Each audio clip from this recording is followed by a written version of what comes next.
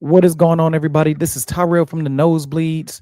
Just want to say thank you all for the continued support for the channel, and just want to say thank you for tuning in, watching the last live, and everything like that.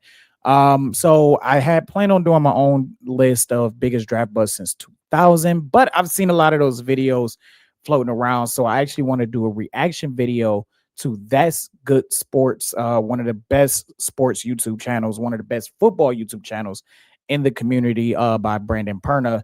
And we're gonna react to his biggest draft bust of 2000. Hopefully, I can add some historical context and agree or disagree, because there are a couple of criterias that I think should exclude you from the draft bust list.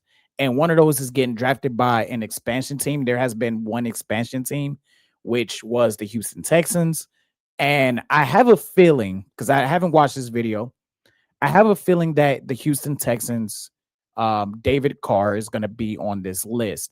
And I'm going to exclude him from that because he was dealing with an expansion team, and it was a whole lot more difficult, even in 2002, for expansion teams to be really consistent, on a consistent basis. I know we have outliers like the Jaguars and the Panthers who got it together that first year or after that first year, but I'm gonna exclude him, and yeah, I'm pretty sure he's gonna be on the list. But enough of me talking to you guys on a consistent basis. Please hit that like button. Please share. Please comment. Please subscribe. The whole 9 yards, because without you guys, um, I mean, I probably still do a channel, but it's just great to have everybody here and everything like that. So please hit that like button. Please share. Please subscribe, and hit that notification bell when it pops up. There it is. I was waiting on my graphic to pop up.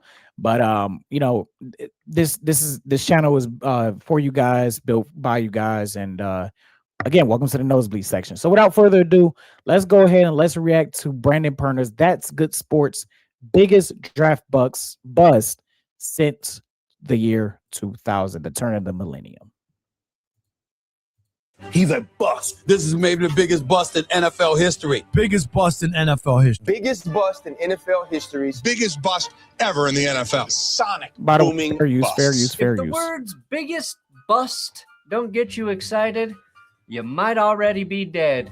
The first draft in NFL history was held at a hotel in 1936. Teams could choose from a pool of just 90 college players, most of which would get drafted again, but to fight in WW2.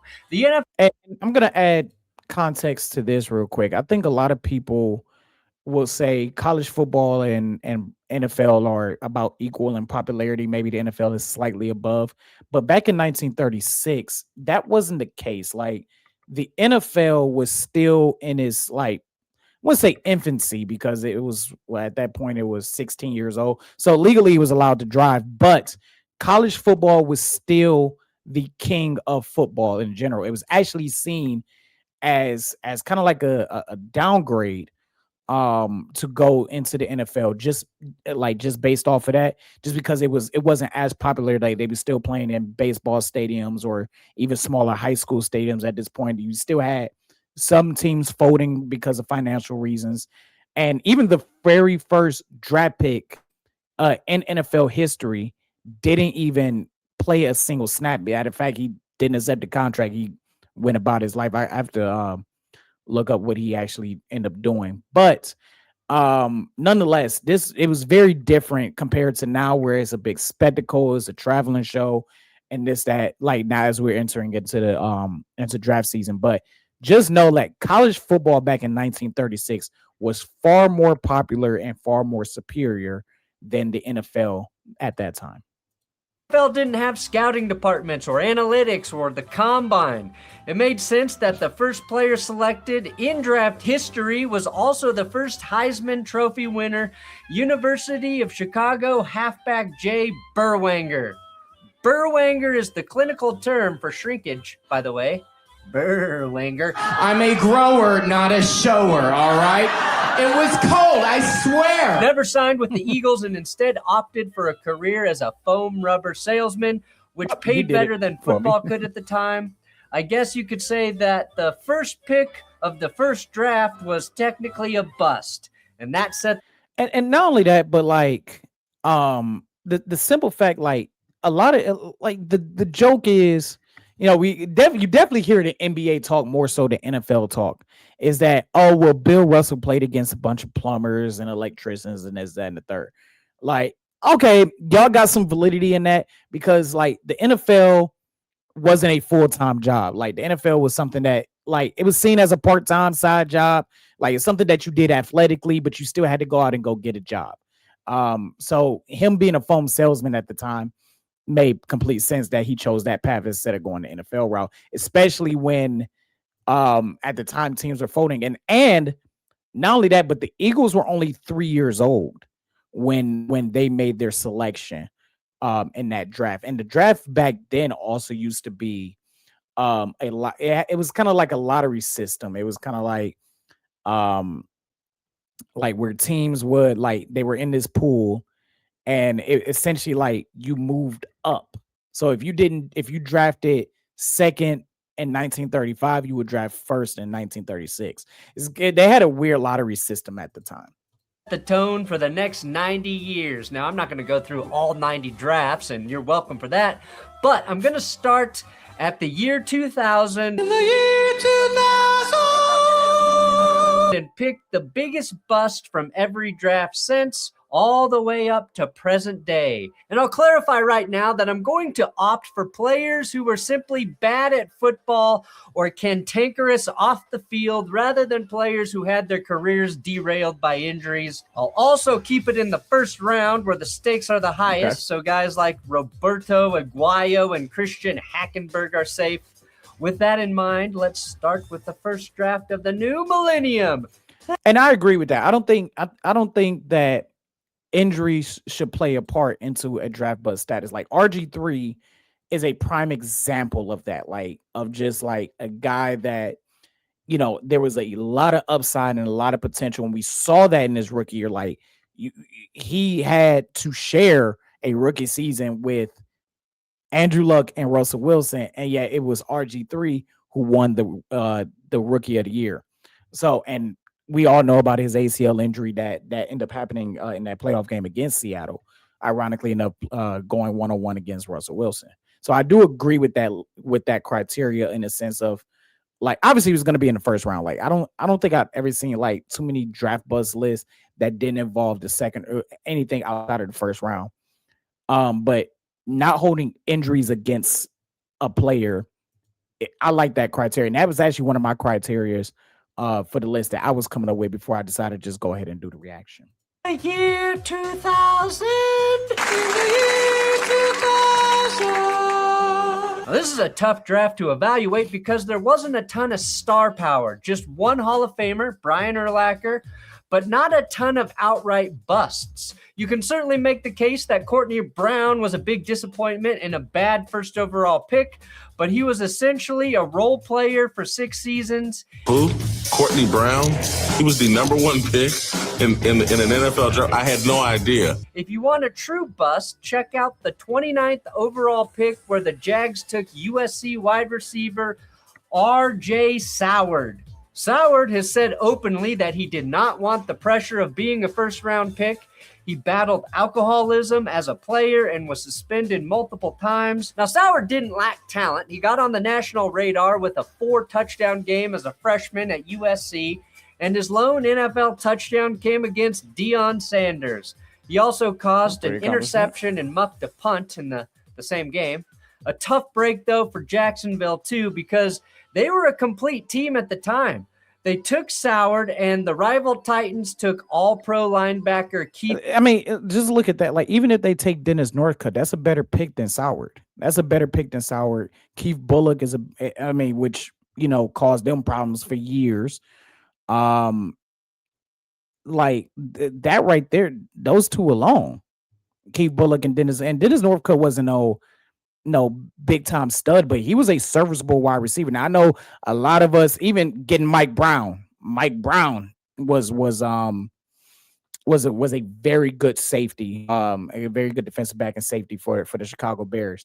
Like that right there. I mean, there's 3 candidates right there that are better picks than RJ Soward. Bullock 1 pick later. Soward's 13 games played were the fewest in Like I that said, draft going class. going But not on a receiver and missing out on Northcutt. And like I said, Browns fans, we don't like because of that drop in Pittsburgh and that playoff game. But I mean, easily, and Dennis Northcutt ended up going to the Jacksonville Jaguars anyway. the fewest on today's list. 2001.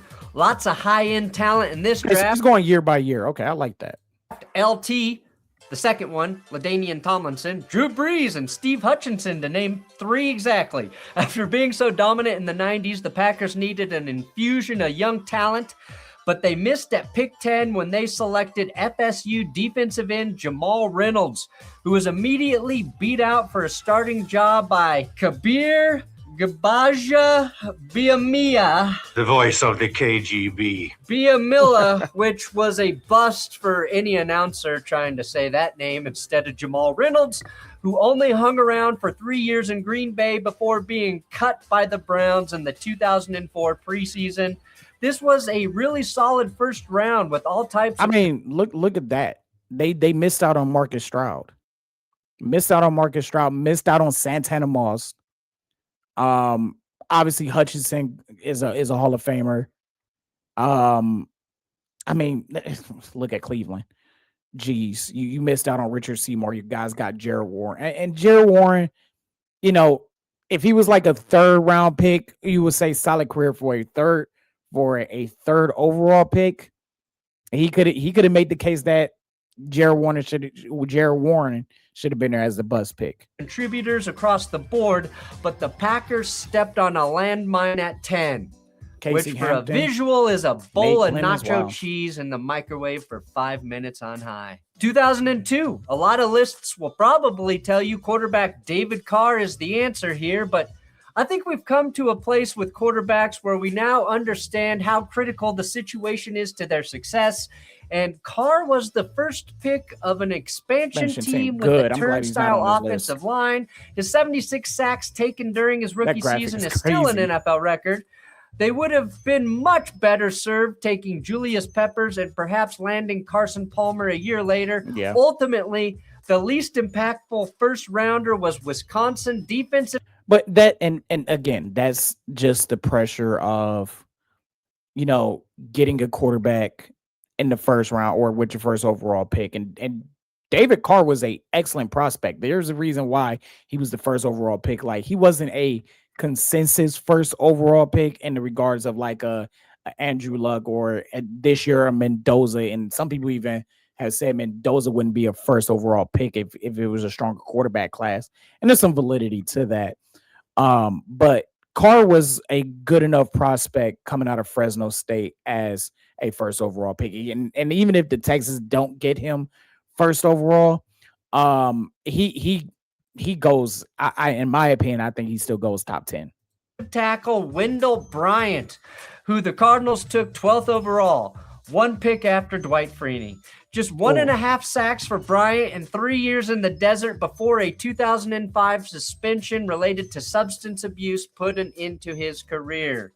2003, Lions receiver Charles Rogers is probably that actually, because I said David Carr would be a top 10 pick.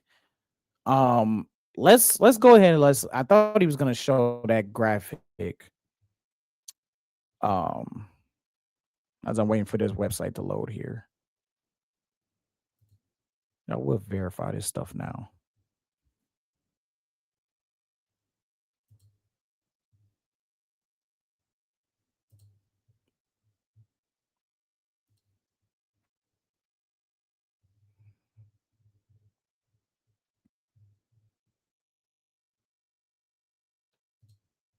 So share the screen right here. So as you guys can see here, and I'm gonna blow it up here. As you guys can see, Carr goes first overall, Peppers goes number 2. And if Perna says, hey, Houston, you go, you get Peppers at 1, Carolina's not gonna take Julius Peppers at number 2 back in 2002. In my opinion, I think they were pretty sold on Jake Delhomme at the time. So Carr probably goes to Detroit because Detroit needed a quarterback at the time, and Harrington was a excellent prospect coming out of Oregon. Um, yeah, so Carr don't even get out of the top 3 because I'm not even just saying that because they drafted Joey Harrington. I just think in general because of how shit poor their quarterback situation was in 2001, they would go ahead and draft Carr. And I don't think and then you could possibly make the case for Carr being a bust. I just think that Carr would have had a better chance at some type of success if he was drafted by Detroit compared to going to the Houston Texans, in my opinion. I'm not saying he would have been this world beater. It was Detroit at the time. And Detroit would try to surround pieces for Joey Harrington, like aforementioned Carlos Rogers, and then them drafting Mike Williams, and then them drafting Calvin Johnson. Like they drafted 3 wide receivers in the first round in 5 years. Like that's insane. But that's also Macmillan trying to give his franchise quarterback a chance in that regard. The most common pick here. And of course, he was a bust, especially when you compare his career to Andre Johnson, who was taken a pick later. But his story is really sad, and he tragically died of liver failure in 2019. So I've got a different selection. Georgia defensive tackle Jonathan Sullivan, the 6th overall pick by the Saints after New Orleans traded up. After a holdout, Sullivan had a pretty strong rookie season. There was no whistle blown, and Jonathan Sullivan was in the backfield. That whistle should have been blown. He just kept on coming. Then struggled with his weight, didn't have a strong work ethic, and was out of the league after just 3 seasons. The Saints were making him a healthy scratch by year 2, and after being made inactive before 1 game in Atlanta, Sullivan went up to the press box to just eat burgers. That's good old-fashioned bust behavior. He just kept on coming. They just don't make them like that anymore, do they? It's probably a good thing he didn't make it to 2006 in New Orleans because Sean Payton might have murdered him or bounty-gated his own player. I'm answering the question. Be quiet. I'm answering the question. He just kept on coming. You can let me finish? And please, subscribe to this YouTube channel. I've been doing this shit for 13 years. I've been called a bust plenty of times. That's what I'm doing, trying to. Sports. Today's episode is sponsored by Incog.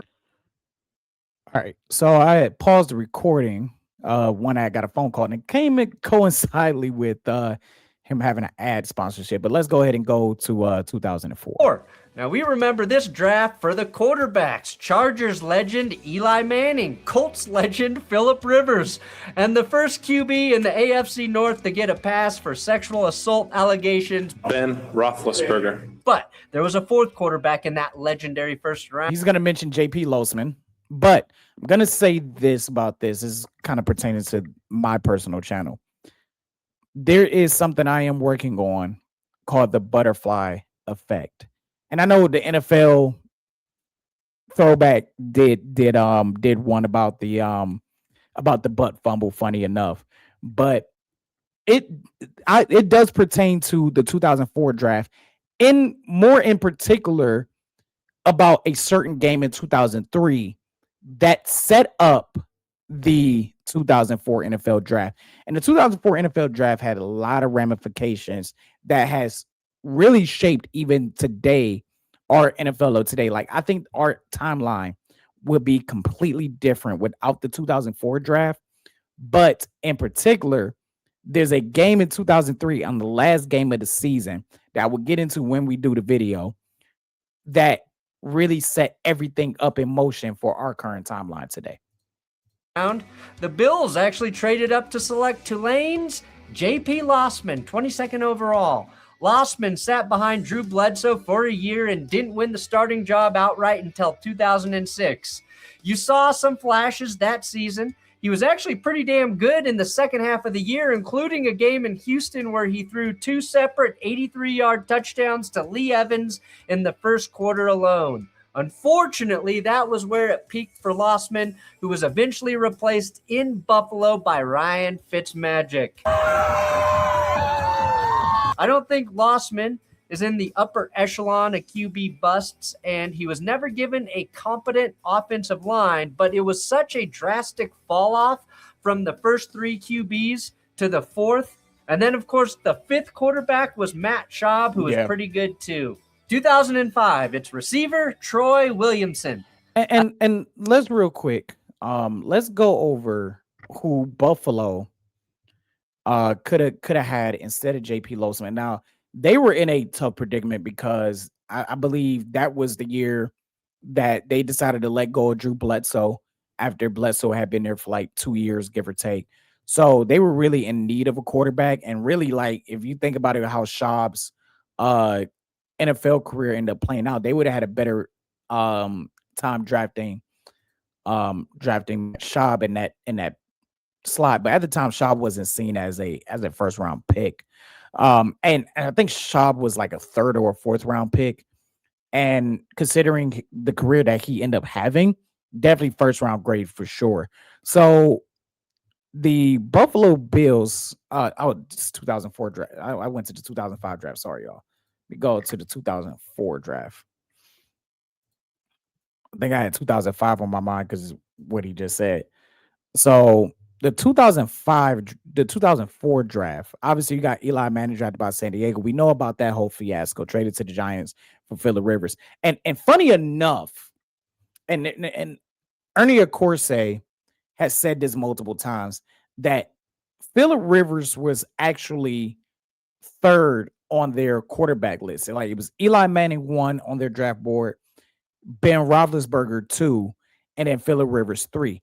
They were all in on drafting Ben Roethlisberger to the New York Giants. All in on drafting Roethlisberger to the Giants. The only reason why they selected Phillip Rivers was to infiltrate or to basically make this trade happen with the San Diego Chargers. Like, Accorsi took a gamble in trusting the Chargers front office into executing the trade to acquire Eli Manning. Plain and simple. Because even he said it. He was like, I could have just drafted Phillip Rivers and could have got essentially fucked over in the end. But that didn't happen. Now, Buffalo drafts J.P. Losman. They missed out on Steven Jackson. They missed out on Jason Babin. They missed out on Chris Gamble. They missed out on Michael Jenkins. They missed out on Benjamin Watson. They really, really did. These are very, very highest serviceable players that had successful careers in the NFL. Chris Gamble was a good corner in his heyday. Babin was seen as a very good pass rush, run stop edge rusher. Benjamin Watson had carved out 9 years in the league. Chris Snee, Carlos Dansby. I mean, these are guys that had some pretty good successful careers over JP Losman. So those are the players that Buffalo passed up on. I think this play sums it up pretty well. And I know that video looks terrible, but that's an 18-year-old YouTube clip posted by a pissed off Vikings fan. And it's just titled, Troy Williamson Sucks. Troy was fast enough to get wide open, but his hands were bad enough to just never catch the ball consistently. The Vikings took Williamson with the 7th pick, which of course was the pick that they got when they traded Randy Moss to Oakland.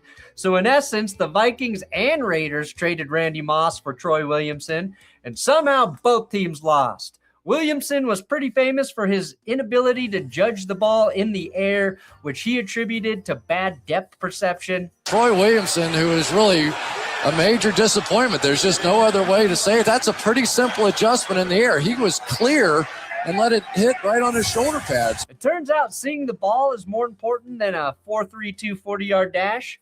Williamson also once stated he wanted to fight Vikings head coach Brad Childress after Childress tried to fine Williamson $25,000 for leaving the team to attend his grandmother's funeral. I think Troy probably had a point there. Brad. Fuck you, Brad. 2006, U.S. So yes, Troy Williamson was used to replace Randy Moss. The relationship with Randy Moss and the Vikings had pretty much soured to like essentially non-existent territory.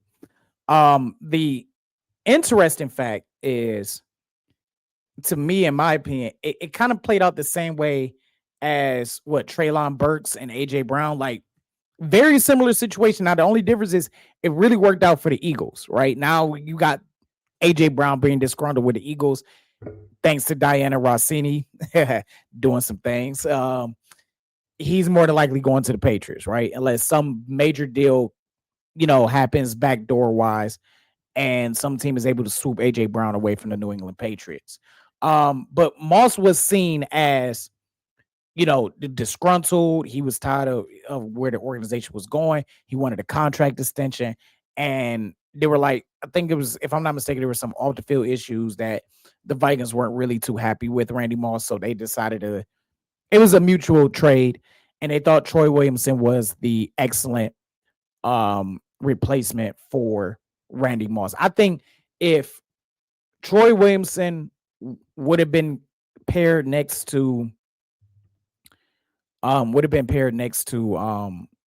Randy Moss instead of being the replacement to Randy Moss, I think we're talking about a whole different conversation. Potentially. That's just my opinion. But the fact that they drafted the wrong wide receiver. Like, plain and simple. Like, I'm gonna pull up who they could have had instead of Troy Williamson, because even the Detroit Lions messed up. So as you can see, Troy Williamson is drafted 7th overall. We're gonna look strictly wide receivers. Detroit drafts Mike Williams. That's another bust. And really, I think Mike Williams would have took that spot if Troy Williamson was just paired to Randy Moss. And it's like, hey, you guys made a draft bust trying to get a number 2 to Randy Moss. But the fact that y'all use Troy Williamson as a replacement makes him the bigger draft bust. Matt Jones, kind of the same thing. He was better than Troy Williamson. Mark Clayton was better than Troy Williamson. They missed out on Roddy White, who should be at one point going to be in the Ring of Honor of the Atlanta Falcons if he's not already in there. That's the one that sticks out to me. Roddy White was sitting right there.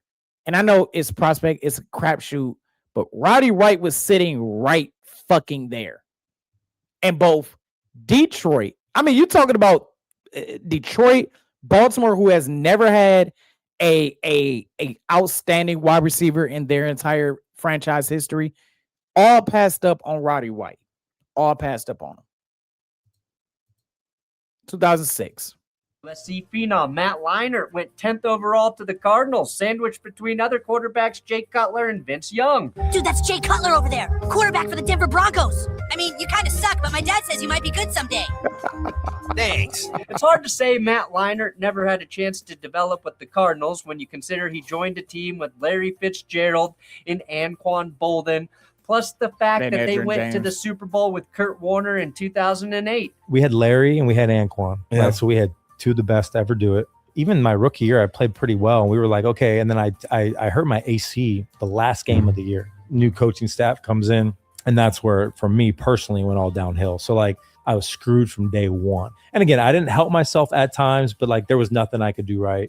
Leinart bounced around after starting just 18 games in the desert, and the former Heisman winner's career ended unceremoniously in 2013 when he threw 3 picks in a Week 4 preseason game for the Bills. A very disappointing career for one of the most decorated quarterbacks in college football history, but he doesn't hold a candle to the next guy. Jamarcus Russell. There's so many ways to attack the biggest draft Jamarcus bust in Russell history. pick. Let's start with the fact that he was taken before Calvin Johnson, Joe Thomas, Adrian Peterson, Darrelle Revis, and Patrick Willis.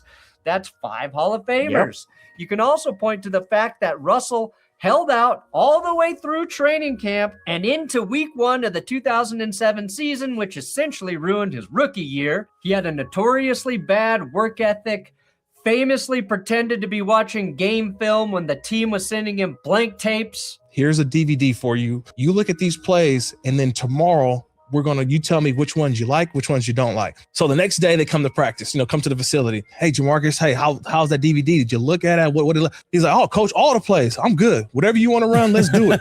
Coach DiFilippo was kind of looking around and was like, it was a blank DVD. And was overweight for basically his entire career. I am a person that believes in second chances. I think America is the land of second chances. Except for when it comes to this dude, Mr. Jabba the Hutt, you fat, slovenly, no good, lazy. Oh, come on. At least the Raiders can say they didn't. And which is crazy because, like, I think at the time, I want to say it was Chicago that was like looking at Jamarcus Russell's workout videos and was like interested in giving him a tryout. And that speech right there kind of made every team kind of go, no, thank you. Jamarcus Russell. I think there's been a lot said about Jamarcus Russell that I can't add context to. Like, he's said that he was dealing with a lot of personal issues, dealing with a lot of family issues. At the time, he had a head coach that, let's be honest with you, was pounding his fist on the table to draft Calvin Johnson over Jamarcus Russell. You got the infamous clip of Mel Kiper saying that within 5 years, Jamarcus Russell should be a top 5 quarterback. That never happened. Everybody was wild and enamored by his size, his mobility at the time, and LSU, his difficulty to sack, the fact that he could throw like 65 yards on one knee. These are things that are not really like, you really don't hear a lot of quarterback prospects today get judged and get wowed by the national media by being able to throw the football 65 yards in the air on one knee. You don't hear things like that no more. You heard that with Ryan Leaf. You heard that with Jamarcus Russell. Like the evolution of how we value quarterbacks and evaluate quarterbacks as far as a national media standpoint has evolved for better or for worse. I think that's one of the things that is for better is like, hey, that guy's a first overall pick because he can throw 65 yards on one freaking knee. Jamarcus did have a good game, though. Every dog has their day. And Jamarcus had a good game against Denver, and it was like one of his best games ever, and it kind of gave everybody like a false sense of hope or anything like that. And I'm going to say this right now, as bad as Jamarcus Russell was, Brady Quinn was just equally bad, but if they had to draft a quarterback, they would have been better off drafting Brady Quinn. Pass on a better quarterback because Brady Quinn was the next passer off the board. Russell finished his career with a 7-18 record, 23 picks and 18 touchdowns, and is basically every football YouTuber's first video idea when the offseason hits. Who's the biggest draft bust? And not only that, but like, and now he's mad, and now he's talking about, this is a major pause moment, but I'm quoting here, busting all up. If I'm a draft bust, I'm going to bust all in y'all mouth. Major pause, Jamarcus Russell. Major pause. Ever? It's Jamarcus Russell. Maybe I should make a video about him. I must have been the best to be the biggest, right? If you're going to call me a bust, like you say, put the biggest on that motherfucker, man. I love it. 2008. Now, this one gets forgotten, but probably not by Jets fans. Ohio State pass rusher Vernon Golston hit 37 reps on the bench press at the combine. And I'll say this too. Like, Jake Long was the first overall pick in 2008, right? I think Miami would have changed that pick. Like, there's nothing wrong with Jake Long. Jake Long suffered a lot of injuries, but when he played, he was him. Like, one of the best left tackles I've seen. Like, actually watching live, not like archive footage, like actually seeing actual game footage as it was happening. It's just that he kept getting injured. If they can go back, they probably would end up drafting Matt Ryan or Joe Flacco with that pick. But Vernon Golston, not Davis. Vernon Golston, he was kind of seen as like Myles Garrett before Myles Garrett. Ran in the 4.5s and had a ridiculous wingspan, which enticed the Jets into selecting him at 6th overall.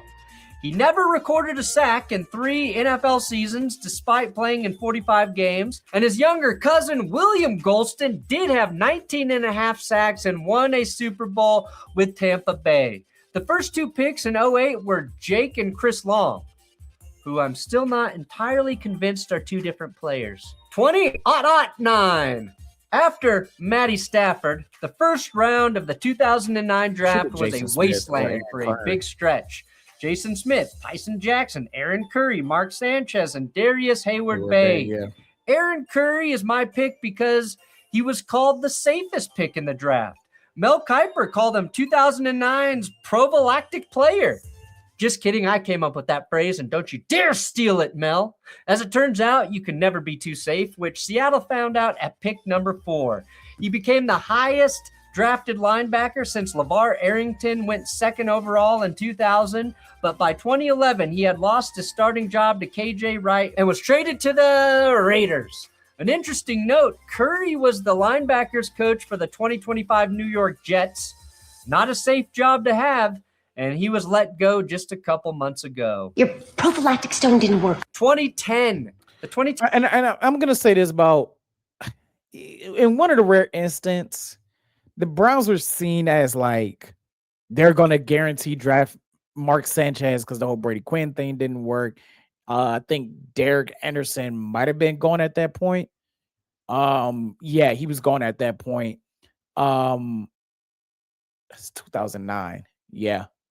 I think we end up signing. Did we sign Delhomme in 2009? And yeah, it was seen as, oh, we're gonna get Mark Sanchez. And I remember this vividly as a child.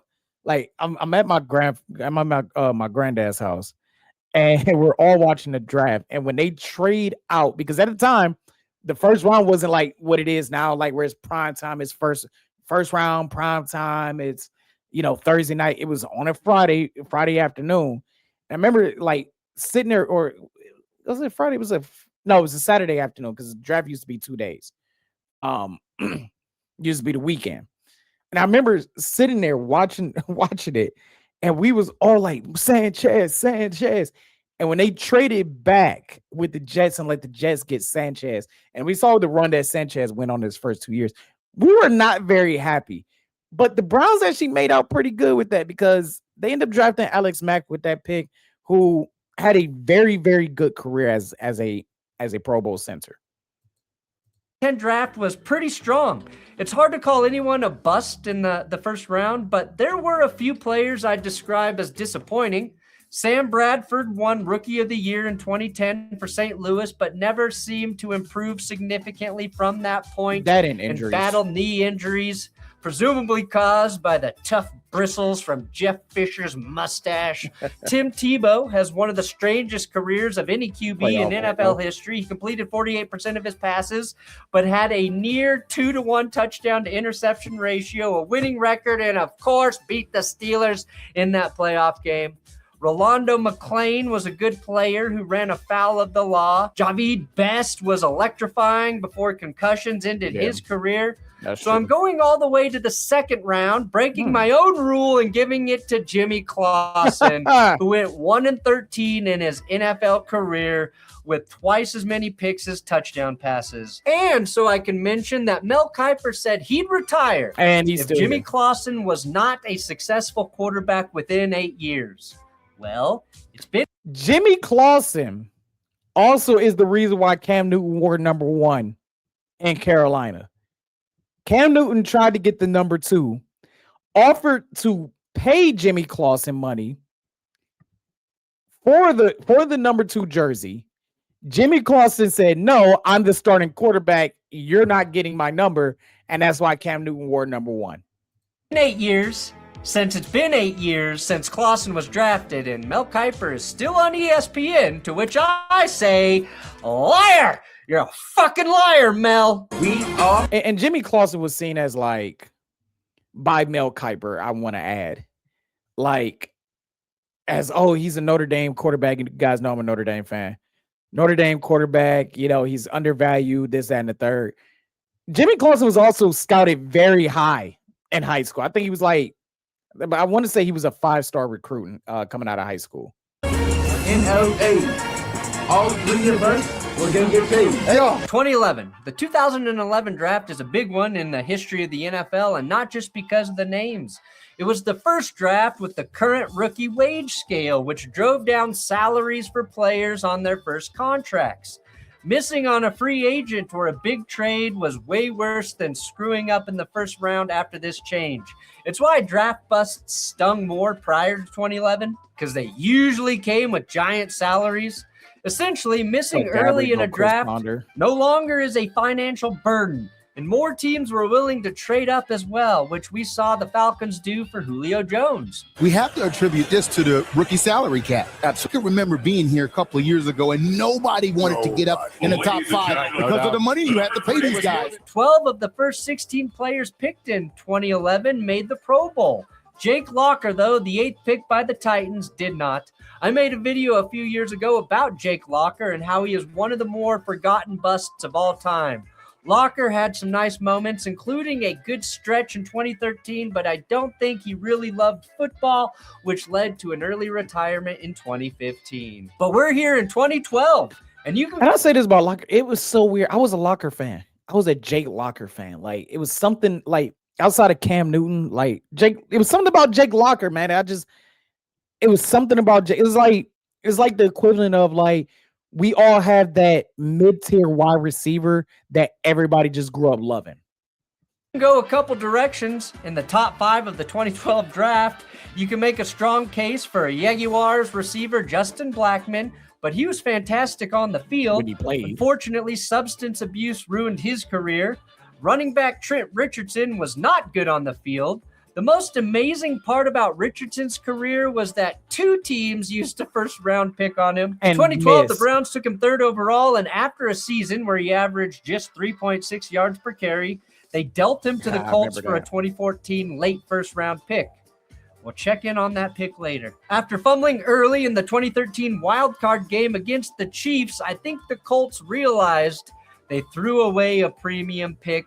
Richardson was out of the league by 2015, but he is the all-time leading touchdown scorer in the now-defunct Alliance of American Football Spring League. Back to the Browns, though, because they drafted Richardson and Brandon Weeden in 2012 in the first round. That's a 2-for-1 bust special, which you could also get at Hooters in the early 2000s on Wednesday night if you said the word Gruden to your waitress. Football. Football. Football. Football. Oh, foosball. 2013 is widely considered one of the worst drafts ever, and we kind of knew that coming into that draft. 2 tackles were taken with the first 2 picks, and somehow neither of them were Lane Johnson, who's still playing today. They were Eric Fisher and Luke Jokel. It's almost hard to pick. And I say this about Eric Fisher was a late bloomer. He obviously no Lane. Like, if the Chiefs could go back, they would clearly draft Lane Johnson over Eric Fisher. And the funny thing enough, Eric Fisher didn't go to a big school. He didn't go to a Power 5 school. He literally went to Central Michigan. He had a solid career. Won Super Bowls with Kansas City. Wasn't a liability whatsoever. He was a very good, serviceable, funny enough, right tackle, left tackle. They think he started his career at right or at left, then they moved him over to right, then they went back to left. But Eric Fisher had a good career. Like, is his career worthy of, if we did a redraft for 2013, would the Kansas City Chiefs draft him still? Absolutely not. But would he still end up in the first round in general? Yes, he would. One standout bust here. You can make the case for Luke Jokel, Bills quarterback E.J. Manuel, Deion Jordan, Barkevius Mingo, Jonathan Cooper, or D. Milliner. And that's just the top 10. Who are these people? I don't know. I want to talk about Deion Jordan, though, who was the 3rd overall pick just 6 years after he suffered 3rd-degree burns on 40% of his body, suffered in a freak accident. Jordan was suspended twice by the NFL, once for a diluted urine sample and another for Adderall that was meant to treat his ADHD. Still, he only recorded 3 sacks as a Dolphin before having a decent resurgence as a rotational lineman with the Seahawks, Raiders, and 49ers. He's also the new head coach for Eureka College in Illinois, a school with less than 600 students. Where are you? Eureka! He's probably the biggest bust, but he has an interesting story of perseverance, and I wanted to share that here as well. Who's the primary on Spider 2Z Snag? It's the fullback out of the backfield. If he gets jammed, I'm hitting the flanker on a curl route. 2014. It's Johnny Manziel in a landslide. The Browns took Johnny Football with the 22nd overall pick, which they acquired in a trade up via their Colts first rounder, which came from the Trent Richardson trade. It's the gift that just keeps giving.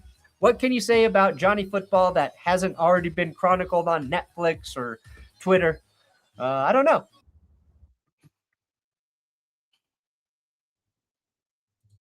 So I have a Johnny Manziel jersey. I have one. And I actually got it when he was drafted, like that first year. I was a Manziel fan. Not gonna lie. And I think a lot, and I was 17? Yeah, I was still in high school. A lot of us were Manziel fans, right? I'm gonna say this about Manziel in general. The Browns in 2 years had two of the worst first round performances of NFL history. 2012, obviously Trent Richardson, Brandon Weeden, right?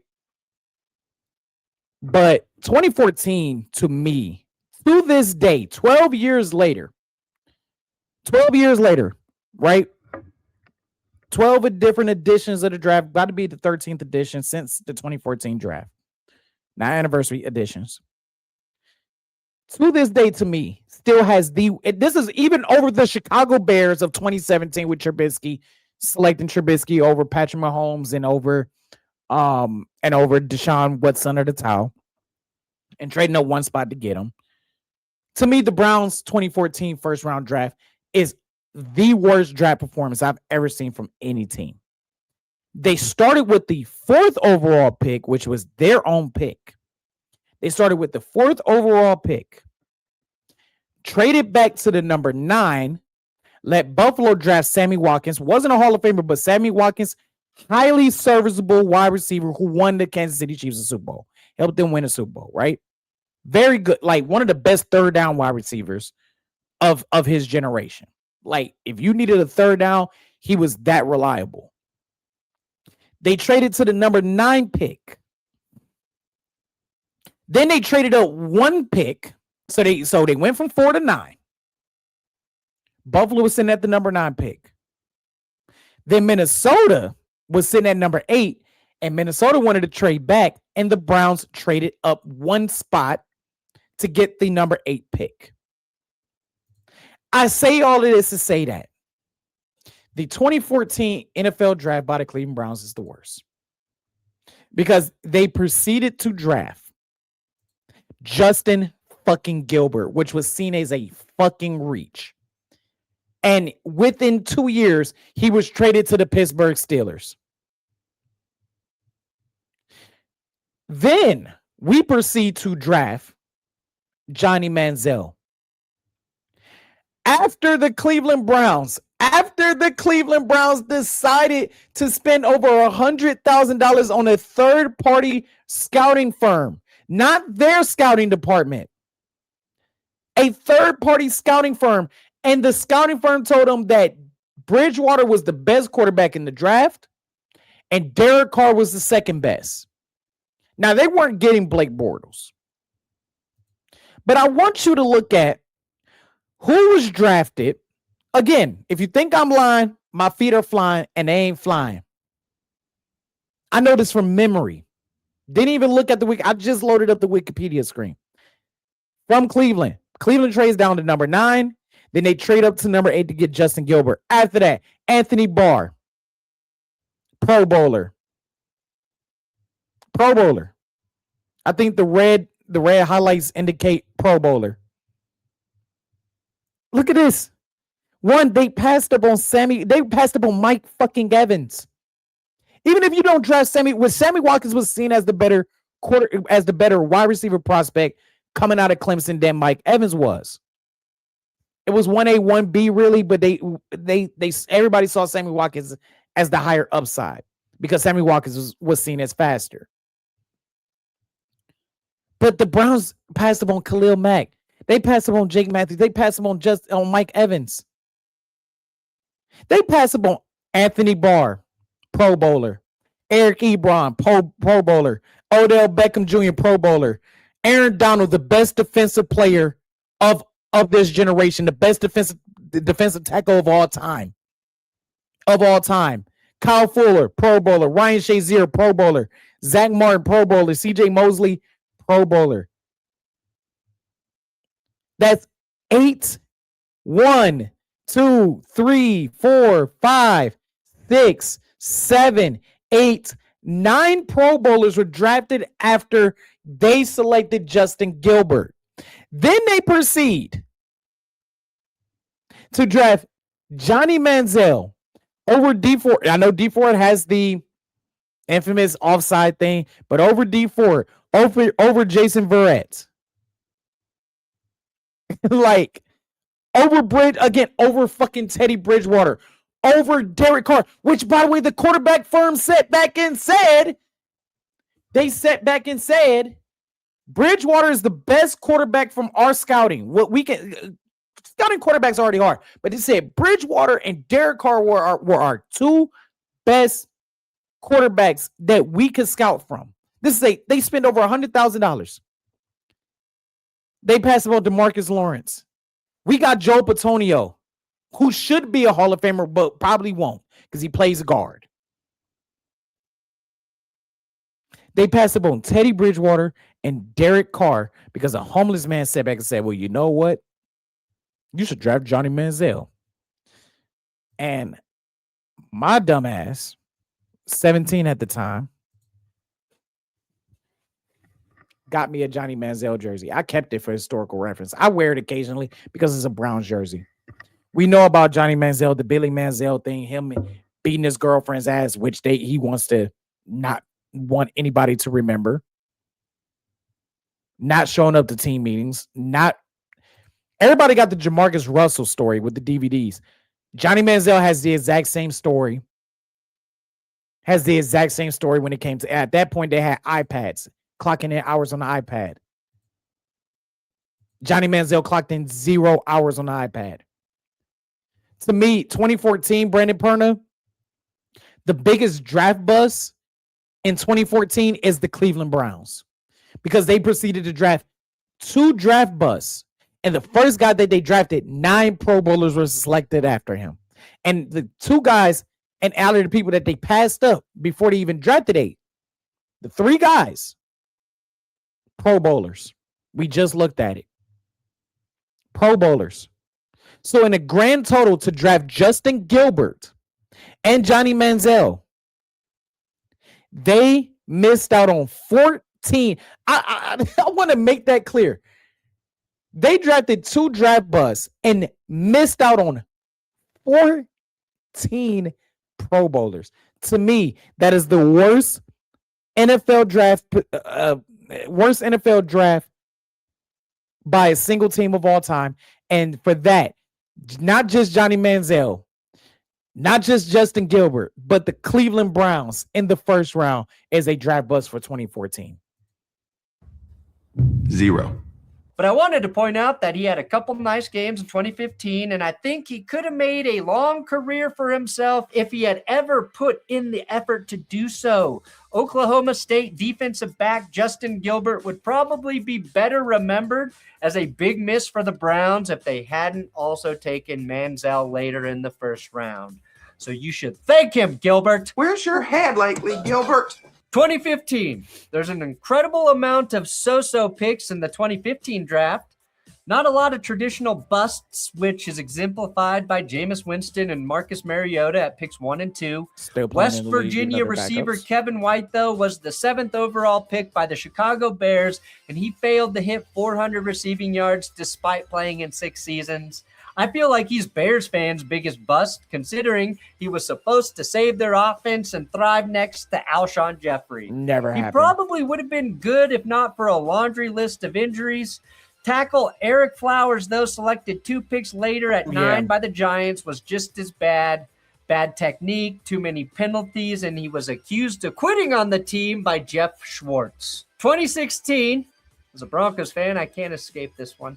Paxton Lynch. The 20th overall pick, Deron Lee, was a miss for the Jets, and he was just charged with murdering his girlfriend a month ago. What the fuck? Did not know that. What the fuck? Receiver Josh Dotson never worked out for the Washington. And quarterback Christian Hackenberg never even attempted a pass in New York. We did a video on him too. But I don't think any of them, unfortunately, hold a candle to Paxton Lynch, who basically set off the Broncos QB carousel from 2016 to 2023. Denver traded up to select Lynch out of Memphis, which is bad enough. Then you realize they were also interested in Dak Prescott. And didn't draft him. Then you realize the Chiefs were trying to trade up for Lynch too, and if they had pulled that off, they wouldn't have taken Chris Jones a few picks later, and they might not have taken Patrick Mahomes a year later. This was a franchise-altering bust for multiple teams, including the Cowboys. Jerry Jones deeply regretted not moving up for Lynch. That probably changed once he saw him play. Paxton, though, was like a taller right-handed Tim Tebow without the blessing of a higher power or any success in the NFL. People got the impression that he didn't really care about football, but he's still playing right now in the National Arena League for the Colorado Spartans, which you have to respect. Respect. West Side. 2017. And I'm going to add to that as well. Just in the simple fact that Denver fans knew, and I'm surprised he didn't bring this up, when he lost the starting position to Trevor Siemian, that told you everything that you needed to know. He was tall, like 6'5", 6'6", could run, was seen as a big art. Like, I see Paxton Lynch as like the precursor to Josh Allen, just without all the success. Like an extremely raw talent where a lot of teams thought he had a lot of upside. Now, the easy pick here would be Mitchell Trubisky, who was taken before Patty Mahomes and Deshaun Watson. Obviously the wrong pick, but Trubisky had a brief run and had 2 playoff years in Chicago, made a Pro Bowl, and is still kicking it as a backup. You could make a case for the 49ers selecting Solomon Thomas at 3 overall, but he's been a solid rotational guy with 36 starts under his belt. The worst pick, in my opinion, was Taco Charlton, Michigan's defensive end, who was taken by the Cowboys just 2 slots ahead of TJ Watt. Watt has 115 sacks in 9 seasons. Charlton is, however, still in Dallas, but he's now a member of the Renegades in the UFL. And this is the only time you'll hear me speak negatively about a taco, the greatest food on earth. Buenos tacos, amigos. 2018. If this list had been made 2 years ago, Sam Darnold might have been the pick. Darnold's 2-year run that ended in a Super Bowl win was monumentous in terms of the way we evaluate quarterbacks and really players in general. The bust label is really one that should apply to teams as much as players. And with that in mind, UCLA QB Josh Rosen was the biggest bust in 2018, selected 11th overall in a QB-rich draft featuring Baker, Darnold, Josh Allen, and Lamar Jackson. This is an all-time miss by the Cardinals. Who do you think of these 4 guys might end up most likely to be a bust? I hate to do it, but I would just say Sam Rosen. He famously said there were 9 mistakes taken ahead of him, which really seems unfair to guard Quentin Nelson. There are 9 mistakes made ahead of me, and I will make sure over the next decade or so that they will know that they made a mistake. No, Yep, that's me. You're probably wondering how I ended up in this situation. Josh Rosen was traded just a year into his career when the Cardinals decided to take Kyler Murray 1st overall exactly a year later. Rosen, though, enrolled in the Wharton School of Business back in 2024, so he seems like he's doing just fine now. You know who went to Harvard? The Unabomber. You know who went to Wharton? Donald Trump. 2019 Clemson defensive lineman Cleveland Farrell was a bad pick at 4th overall, but he was overdrafted by the Raiders. That's not his fault. And we knew that at the time. And he's turned into a decent rotational player. That has not been the case for defensive back DeAndre Baker, who was released by the Giants after one season after he faced charges of armed robbery. Now, those charges were later dropped, and the Chiefs swooped in and signed the talented corner out of Georgia, but that never panned out either. He did make the 2025 All-UFL team, though, and I wouldn't rule him out getting another look in the NFL. The 2019 draft, while not sexy, actually produced a ton of impactful players. Quinnen Williams, Josh Hines-Allen, Brian Burns, Dexter Lawrence, Jeffrey Simmons, Montez Sweat. If Baker isn't the biggest bust, I have to say it was Arizona State receiver N'Keal Harry, taken at 32 by the Patriots. Just 714 yards in his 5-year career, 5 total touchdowns, but really landing in New England in 2019 and not making that offense more dynamic feels like the last straw that pushed Tom Brady out to Tampa. There's only one first-round landing spot for Metcalf or Harry, the world champion New England Patriots at number 32. That pick is his. Where is Bill Belichick going? 2020, the 12th overall pick, Alabama receiver Henry Ruggs is just and that's, we know what it was with Henry Ruggs, and it was like just when he was starting to it seemed like he was just starting to figure it out. Tragic story. He's in a Las Vegas prison for DUI and vehicular manslaughter. It's one of the saddest NFL stories we've seen recently, and Ruggs was coming into his own in his second season, outproducing his rookie season in receiving yards in just 7 games with 469 before making the worst decision he's ever made. I think we have a better football bust, though, from 2020, which was undoubtedly the Titans selection at 29, Georgia tackle Isaiah Wilson. Wilson, who was also arrested for DUI, appeared in just 1 game for Tennessee, playing just 4 snaps, giving him the lowest total on this list, and then he was traded to the Dolphins in a 7th-round swap, the most low-stakes trade you can make, and never suited up for Miami after showing up late to a physical and missing workouts. All things considered, he might be the least impactful player on this list. He probably knew no matter how hard he blocked in Tennessee, they were going to trade away A.J. Brown and Derrick Henry anyway. So maybe it's just ahead of the curve. 2021, the 49ers traded a haul for quarterback Trey Lance, and he only appeared in 8 games over 2 seasons for San Francisco before he was supplanted by Brock Purdy, who basically bailed out the entire franchise. And mind you, Brock Purdy did bail out the entire franchise. And Brock Purdy was the very last pick in the exact same draft. I remember watching the 2021 draft and going, they got Garoppolo making $25 million. They just drafted a 3rd overall pick. I said, both of this don't work out. Somebody's getting fired. Brock Purdy saved that organization. Brock Purdy has saved Kyle Shanahan's job. Brock Purdy has saved John Lynch's job. It's rare to make such a massive whiff at 3rd overall and not really suffer for it. They also could have stayed at pick 12, which is where Dallas took Micah My bad. I didn't. Purdy was the year after. Parsons, and maybe that gets them over the top in 2023. 2022, well, this was a notoriously bad QB draft, but none of them were taken high enough to warrant the label of the biggest bust in 2022. Not even Super Bowl champion Kenny Pickett. The real swing and miss comes at 7th overall when the Giants took tackle Evan Neal. Neal was a pushover at tackle, playing a big part in the 2023 Week 4 game when Daniel Jones was sacked 11 times against Seattle. He got moved to guard and then missed all of 2025. The Giants declined his 5th-year option, but recently re-signed him on the veteran minimum, which infamously has 0 money guaranteed. Maybe he turns it around. Who knows? 2023, we're finally veering in the too soon to say territory. I think the cutoff for draft evaluation is when teams start making decisions on 5th-year options. And we'll get a better read on that next season. If I had to make an early judgment, I'd say it's not looking good for the 4th overall pick, Anthony Richardson.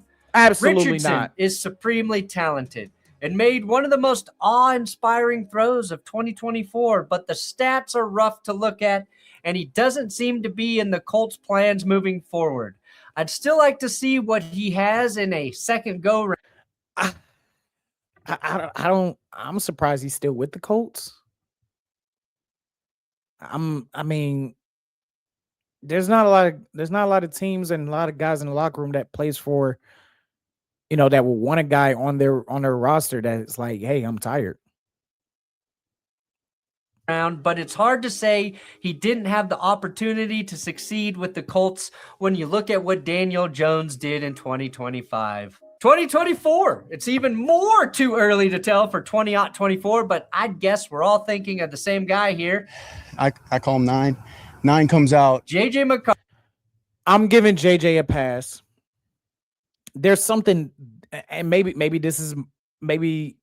JJ is going to be like this generation's Jake Locker to me. JJ looks so bad because of the fact that we just saw what Sam Darnold did with Seattle. And that could have very well happened in Minnesota. Let's keep it a buck here. One, Seattle wasn't fully confident in Sam Darnold. That's why they had a 1-year team option. 2, JJ, essentially, this was his rookie year. Like, he tore his ACL in training camp. Darnold wasn't supposed to get that. We know the story. So I'm giving JJ leeway because last year was his rookie year, but he got to stay healthy and he needs to improve.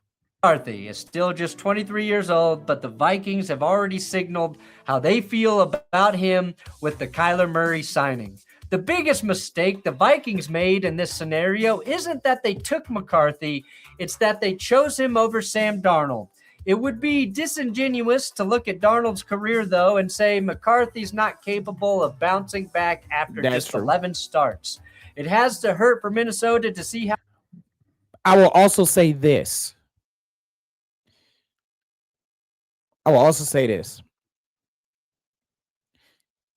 No, it doesn't look good. Yes, there's improvement. Yes, there is a possibility of JJ improving. I think if JJ also will say this. I think if JJ wasn't a first round pick, especially a top 10 pick, if he wasn't a first round pick, I think Minnesota decides to stick it out with Sam Darnold. I think because of the fact that they drafted JJ in the first round, he was always meant to be the future. That's why and Darnold kind of like struggled those last 2 games. The Vikings, the Lions game and the Rams game. I think that's what led them to ultimately decide to go with JJ. How good 4 of the top 6 QBs in this draft class have been so far, and no, they ended up with 9! 2025, only 3 players from this class have made the Pro Bowl. What a bunch of bums. And you're playing like a bum. I bet you better start doing your job. Obviously, the only 3 good players are Tyler Warren, Chimere Dike, and Shedeur Sanders. In all seriousness, the only player I think is safe to call a bust from the first round of 2025 is James Pierce. And that's purely off the field because he had 10.5 sacks his rookie season. His arrest and stalking allegations are really bizarre, and I think his career might be over. It's also fair to say that I have questions about Travis Hunter and the way he's going to be utilized in Jacksonville, plus the fact that the Jags seem to function more smoothly without him last season. Now, that's not a knock on Travis Hunter, but his versatility as a two-way player and the investment that they made in him could also end up being somewhat of a burden.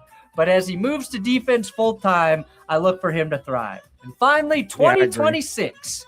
Here's what really differentiates this list from others. I, Brandon Perna, am going to tell you right now who is the biggest bust from the 2026 draft weeks before it even happens. It's going to be Denzel Boston, the wide receiver from Washington. I'll be honest, I don't really know anything about him yet, but Field Yates mocked him to the Patriots at 31. You can imagine how annoying Pats fans will be about having a guy named Boston play receiver for him. Mackey and the Funky Bunch, now that's a good band. You know what band I love more? Boston. No offense, Boston, but if you go to New England, it's over. And that's all I've got for you today.